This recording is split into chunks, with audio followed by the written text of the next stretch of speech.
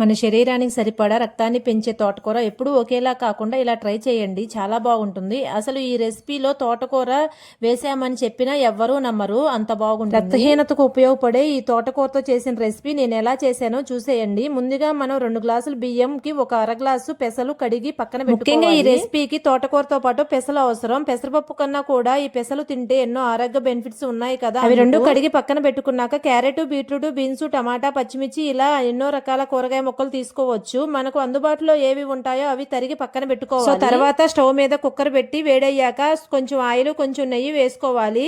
తర్వాత జీలకర్ర, బిర్యానీ దినుసులు వేసి అవి వేగాక మనం తరిగి పెట్టుకున్న కూరగాయ ముక్కలు కూడా వేసి మగ్గించుకోవాలి. అవి మగ్గుతుంటే మనం తరిగి పక్కన పెట్టుకున్న తోటకూర కూడా వేసి మగ్గించుకోవాలి. సో తర్వాత చిటికెడు పసుపు, టేస్ట్ కు సరిపడా ఉప్పు, అల్లం వెల్లుల్లి పేస్ట్ వేసి మగ్గాక సరిపడా ఎసరు పోసుకున్న బియ్యం పెసలు వేసి కుక్కర్ మూత పెట్టి 3 విజిల్స్ రానివ్వాలి. సో రక్తహీనత కంట్రోల్లో ఉంచి రెసిపీ పేరు మీరేం పెడతారో కామెంట్ చేయండి.